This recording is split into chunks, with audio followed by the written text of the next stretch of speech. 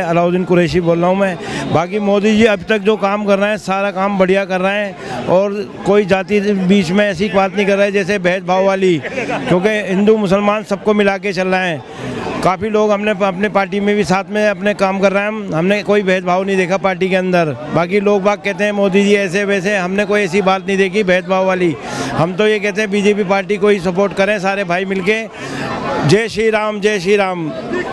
आप क्या कहेंगे, जो आम आदमी है नितिन नवीन जी 45 साल के हैं, कोई बड़ा वो नहीं था उनका कि नाम जिस तरीके से विपक्ष की पार्टियां अपने नामदारों को अध्यक्ष पद देती है। हमें उम्मीद नहीं थी, अचानक ही इनका नाम निकल के आया है अध्यक्ष जी का हमारे। मेरे को लगता है ये बढ़िया काम करेंगे ये जो आए अब। बाकी तो पार्टी काम कर ही रही है बढ़िया। अध्यक्ष जी की जो देखते हैं अब किस तरीके से बढ़िया काम करते हैं। आपने देखा होगा एक मुद्दा अभी वंदे मातरम पर लोकसभा में डिबेट चली, जबकि कांग्रेस पार्टी वाले कह रहे हैं, प्रियंका गांधी कह रही, राहुल गांधी कह रहे हैं कि ये डिबेट करके देश के तमाम मुद्दे हैं उन पे बात की जा सकती है, लेकिन वंदे मातरम पे क्यों बहस हो? क्यों? सुनो, वंदे मातरम हमारे देश का कोई वैसा गीत नहीं है, ये राष्ट्र गान है, राष्ट्रगीत है, राष्ट्रगीत हमें सबको गाना चाहिए। इसमें की आपत्ति क्या है? और जिस भाई को आपत्ति हो ना तो मेरा देश छोड़ दे, वो मेरा भारत छोड़ दे। जिसे भी आपत्ति हो, कोई मौलाना को आपत्ति हो, किसी बंदे को आपत्ति हो, कोई से भी धर्म का हो। ओवैसी तो लोकसभा में कह रहे हैं हम नहीं कर सकते पूजा ऐसे। हमने पूजा को थोड़ी कहा कि पूजा कर, ये राष्ट्रगीत गाना पड़ेगा। भारत में रहना होगा तो गाना पड़ेगा जरूर। ओवैसी जी के लिए क्या कहेंगे जो तो सीधे लोकसभा में मना कर रहे हैं हम नहीं गाएंगे? भाई तो मेरा भारत ही छोड़ दो ना, हमें जरूरत क्या ऐसे दोगले इंसानों की? हमें जरूरत ही नहीं है। यहाँ तो सिर्फ सच्चे भारतीय रहेंगे। हमारे देखो ये मुस्लिम देश, हमारे 57 देश है, किसी मुस्लिम देश ने आवाज उठा के ये इन्हें रोगियों को ये नहीं कहा कि हमारे देश में आ जाओ। क्यों नहीं कहा? क्यों नहीं कहा? ऐसा गलत तो नहीं कहा मैंने, बिल्कुल सही बात है। किसी देश ने ये नहीं कहा कि हमारे देश में आ जाओ आप। अच्छा, योगी जी भी यूपी में बोलते हैं कि भाई स्कूलों में भी वंदे मातरम होना चाहिए, तो ये विरोध क्यों करते हैं इस चीज़? देखो, विपक्ष का काम है विरोध करना, उन पर कुछ और तो बचा नहीं यार, विरोध तो करने दो ना उन्हें। हाथी निकलता है तो कुत्ते तो भोंकते हैं, ऐसे ऐसे कुत्ते जो कितने हर गली में निकलते हैं।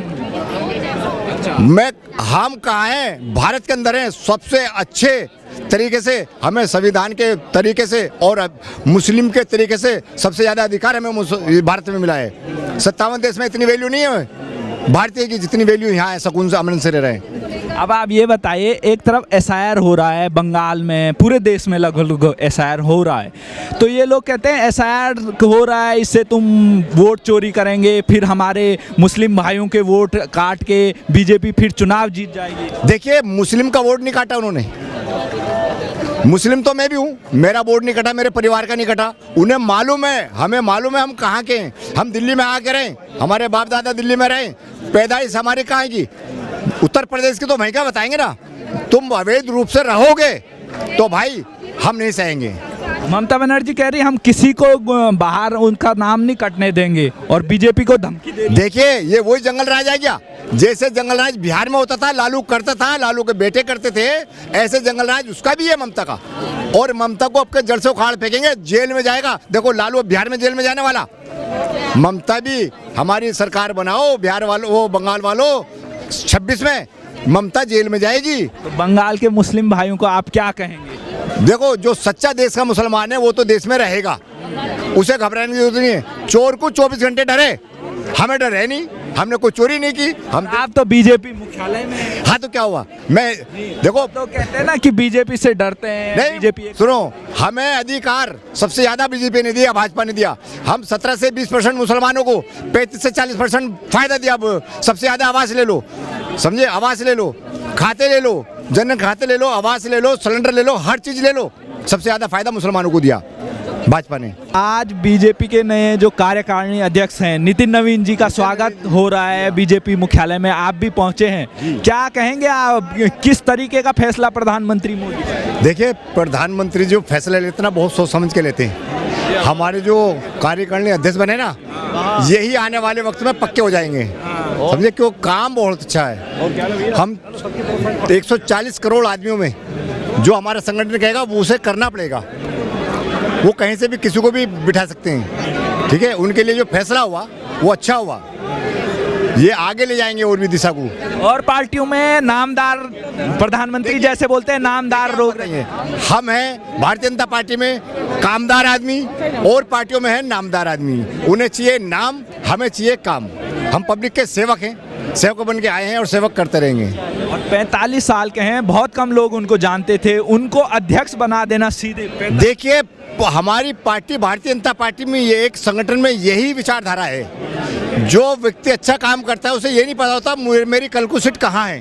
ये मुझे भी नहीं पता मेरी सीट कल को कहाँ है। संगठन के आदमी कब मुझे लेटर दे दे कि आपकी जगह वो है, किसी को नहीं पता होता 140 करोड़ आदमी की जनता में कि किसकी जगह कहाँ है। वो संगठन ही जानता है कि इस बंदे की जगह वहाँ है। और राहुल गांधी तो कह रहे हैं भाई हम जो प्रधानमंत्री मोदी हैं, आरएसएस हैं और अमित शाह है, इनको भारत से हटा के रखें। किसे? आरएसएस है, बीजेपी है। भाई सुनो, पब्लिक इन्हें चाहती है, किसकी माँ ने दूध पिलाया जो इन्हें हटा दे। हम हटाने नहीं देंगे ना। पब्लिक, भारत की जनता इन्हें हटाने नहीं देगी। हटा के दिखा दे कौन हटा रहा है इन्हें। हम मौजूद खड़े ना, पहले हमसे टकराएगा, बाद में आगे बढ़ेगा। तो राहुल गांधी क्यों कह रहे हैं वोट चोर गद्दी छोड़? भाई सुनो, उनके बाप दादाओं ने वोट चुराए हैं। सबसे पहले जो सरदार वल्लभ पटेल प्रधानमंत्री बनते नेहरू को क्यों बनाया? उसका एक वोट था, हमारे 14 वोट थे उनके। वोट चोर तो ये पहली खानदानी है। ये अपनी बात हमें बता रहे हैं। देखा क्या बुरा हाल करे पब्लिक ने कैसा बुरा हाल किया बिहार के अंदर। अब बंगाल के अंदर जीतने जा रहे हैं हम। अच्छा ये बताइए कि राहुल गांधी की जो रैली रामलीला मैदान में थी, मोदी जी की कब्र खुदेगी, क्या कहेंगे? देखिए, कब्र तो हमने राहुल की खोद दी, विपक्ष की खोद दी कब्र, तो उन्हें पता चल चुका है। देखिए, उनके हम वो कुछ नहीं कर सकते। हमारा, हम सत्ता में बैठे हैं, शासन में बैठे हैं, तो वो दूर ऐसे शब्द तो बोल सकते हैं। और ऐसे शब्द के लिए ऐसी जगह जेल में है ऐसे लोगों की। राहुल गांधी क्यों कह रहे हैं वोट चोरी कर रहे हैं मोदी? उन्हें पता है, उन्हें मालूम है कि मेरे बाप दादा ने, मेरी माँ ने, मेरी दादी ने वोट चोरी करी है, सत्ता का प्रयोग करा है। उन्होंने डरा धमका के एक तरफ वोट करा था। अब हमारे लोग बहुत समझदार हो चुके, पढ़े लिखे, शिक्षित हो चुके। पहले अनपढ़ थे, सब उन्होंने बहका के रखा था। भाजपा आएगी तो डरा देगी। अब सबका साथ, सबका विकास, सबका विश्वास, सबका प्रयास लेके चल रहे हैं श्री नरेंद्र मोदी जी। एक तरफ भारतीय जनता पार्टी के नए अध्यक्ष बन चुके हैं नितिन नवीन जी, वहीं दूसरी तरफ एलओपी राहुल गांधी जिस पार्टी के हैं, उस पार्टी के कार्यकर्ता कह रहे हैं कि कब्र खुदेगी मोदी की। कब्र खुदेगी, सिर्फ मन से गाली देने का काम करते हैं। और आप देखिए, युवा, मुझे शर्म आनी चाहिए जो बुजुर्गों का सम्मान नहीं कर सकता, जो अपने राष्ट्रीय अध्यक्ष का सम्मान नहीं कर। कल देखा ना आपने, जब राष्ट्रीय अध्यक्ष बोलने के लिए खड़े हुए तो उनसे मंच छीन कर पहले बोलते हैं। ऐसी क्या उत्सुकता थी? आपको लगा था जो आप लिख के लाए थे ना कागज पे, कहीं आपके राष्ट्रीय अध्यक्ष ना बोल दे उसको पहले। दूसरी तरफ देश के यशस्वी प्रधानमंत्री पे आरोप लगाते हैं। आज देखिए, देश के यशस्वी प्रधानमंत्री जी हैं जिनकी दूरगामी सोच है और कुशल नेतृत्व है। विश्व में अगर पुतिन भी आते हैं, पुतिन जी को भी कहते हैं कि अगर विश्व में मेरा सबसे अजीज कोई प्रिय मित्र है तो श्रीमान नरेंद्र मोदी जी हैं। आज चाहे वह पश्चिम के देश हो, चाहे यूरोप के देश हो, वो कहते हैं अगर देश में कोई, वर्ल्ड में कोई मतलब नेतृत्व निभा सकता है तो वह हिंदुस्तान निभा सकता है। आज देखिए, चाहे वह यूक्रेन में और रशिया का युद्ध हो, अगर कोई कहते हैं कि उसमें कोई मध्यस्थता निभा सकता है तो श्री नरेंद्र मोदी जी निभा सकते हैं। आज देखिए, विश्व की 3rd इकॉनमी हिंदुस्तान है। आज देखिए, विश्व पटल पर हिंदुस्तान, भारत का आदमी को अग्रिम श्रेणी में देखा जाता है। और दूसरी तरफ वो राहुल गांधी है जो अपने राष्ट्रीय अध्यक्ष से मन सीने का काम करते हैं। तो आप रहने दीजिए। दूसरी तरफ आप देखिए, देश के प्रधानमंत्री जी अंत्योदय कहते ही नहीं है, चरितार्थ भी करते हैं। अंतिम पंक्ति में बैठा हुआ व्यक्ति, आज देखिए 5 बार से विधायक, और लगातार जिनका मार्जिन बढ़ता हुआ आ रहा है। इस बार वो इतने ऐतिहासिक मार्जिन से जीते, और जो भी उन्हें जिम्मेदारी दी गई, ईमानदार, छत्तीसगढ़ के जब वो प्रभारी बनाए गए थे तो लोग कहते थे कि भारतीय जनता पार्टी की सरकार नहीं आने वाली, पर उनका कुशल नेतृत्व, माइक्रो लेवल पे पकड़ और बूथ का मैनेजमेंट है, आज देखिए उससे छत्तीसगढ़ में हमारी ऐतिहासिक विजय रही। हमारे राष्ट्रीय महामंत्री थे युवा मोर्चे के, उनके नेतृत्व में मैंने कार्य सीखा है। मैं युवा मोर्चे में पदाधिकारी था, और उससे लेकर 5 बार के विधायक, जिनकी संगठन में भी माइक्रो लेवल पर कार्य कैसे किया जाता है पकड़ है, और सरकार का भी अनुभव, ऐसे कुशल नेतृत्व। मजबूती मिलेगी नितिन नवीन जी के अध्यक्ष बनने से, राष्ट्रीय अध्यक्ष? मजबूती बनेगी। देखो अभी कई लोग कहते हैं चुनौती है, मैं चुनौती नहीं मानता। चुनौती भारतीय जनता पार्टी का प्रत्येक कार्यकर्ता चुनौती लेने के लिए हर दम खड़ा हुआ है। आज पश्चिम बंगाल हो या तमिलनाडु में, गृह मंत्री जी ने कहा है दोनों जगह हम सरकार बनाने वाले हैं, और उत्तर प्रदेश में पुनः हमारी सरकार आने वाली है। आप उसका एक एग्जाम्पल देख सकते हैं, उदाहरण। आज देखिए ममता बनर्जी की खलबली मची हुई है, उन्हें पता है उनकी ज़मीन खिसक चुकी है, भाग रही हैं इधर उधर। क्यों आप एसआईआर की जांच से भाग रहे हैं? आप जब चुनाव हारते हैं तो इलेक्शन कमीशन पे आरोप लगाते हैं, इलेक्शन जीतते तो इलेक्शन कमीशन ठीक है। आप देखिए, क्या आप ये कहना चाहते हैं आपके जो कुछ तो विधायक होंगे, क्या वो विधायक वोट चोरी कर कर विधायक बने हैं? क्या आपके जो एमपी जीत कर आए हैं, क्या वो वोट चोरी कर कर जीत के आए हैं? लगातार क्यों आप जांच से भाग रहे हैं? क्योंकि आपको पता है जब जांच होगी तो जो आपके विदेशी मित्र हैं, जो रोहिंग्या और बांग्लादेशी हैं, उनको भगाया जाने का काम करेगा, रोहिंग्याओं को हटाने का कार्य किया जाएगा। और ये एक रूटीन प्रोसेस है। मतदाता शुद्धिकरण पहली बार नहीं हो रहा, देश में हमेशा होता है कुछ सालों बाद हर, तो इसलिए। लेकिन झूठ सिर्फ अनाप शनाप और एक देखिए, एक संवैधानिक संस्था पे आरोप लगाना, ये पहली बार मैं देख रहा हूँ। आप संवैधानिक संस्था को मानते नहीं है। अगर कोर्ट आपके फेवर में बोलता है तो कोर्ट ठीक, और कोर्ट आपके फेवर में कोई नहीं देता तो आप गलत। इलेक्शन कमीशन आपके फेवर में होता है तो आप ठीक। इलेक्शन तो कह रही हैं कि इलेक्शन कमीशन बीजेपी मिली हुई है आपस में, तभी एसआईआर का तिकड़ा मिले हुए हैं। तो आपके जो एमपी, आप इस्तीफा क्यों नहीं दिलाते? आपके जो विधायक चुनकर आए हैं, आप उनसे इस्तीफा क्यों नहीं दिलाते? आप वोट चोरी का कह रहे हैं ना, तो वोट चोरी कर कर, इसका मतलब आपके जो जितने विधायक चुनकर आए हैं तो वो वोट चोरी कर कर चुनकर आए होंगे। जहाँ आपकी सरकारें बनती भी हैं, कुछ स्टेटों में तो आपकी सरकार है ना। पश्चिम बंगाल में आपकी सरकार कैसे बनी? वोट चोरी कर कर बनी थी क्या? ममता बनर्जी जी क्या कहना चाहती है कि पश्चिम बंगाल में जो उनकी सरकार बनी है वो सरकार वोट चोरी करके बनी है? आपकी जब सरकार बनी तो इलेक्शन कमीशन ठीक है, जब आपकी ज़मीन खिसकी, लोगों ने आपके विधायकों को दौड़ाने का कार्य किया, तो इलेक्शन कमीशन बायस्ड है। ये दोहरी मापदंडा नहीं चलेगी। बीजेपी अगर मुझे छेड़ेगी पश्चिम बंगाल में, यानी कि अगर कुछ सीटें या फिर तमाम चीज़ें बयानबाजी करेगी, तो मैं बीजेपी की नींव हिला दूंगी देश में। खोखली हैं, खोखली हो चुकी है ममता बनर्जी। लगातार उनको पता है उनकी ज़मीन खिसक चुकी है, इसलिए सुबह से लेकर रात तक सिर्फ प्रधानमंत्री जी पे आरोप, प्रधानमंत्री जी को गाली देने का राग अलापती है। ज़मीन खिसकती है, उनके विधायकों को लोग दौड़ाने का काम कर रहे हैं। सिर्फ शोषण, चिट फंड आपने घोटाले, इस तरह के सिर्फ घोटाले, लोगों को कैसे लूटा जाए। आज वो कट मनी है, लोग जान गए हैं वो कट मनी पश्चिम बंगाल में किस प्रकार आपके विधायक ले रहे हैं।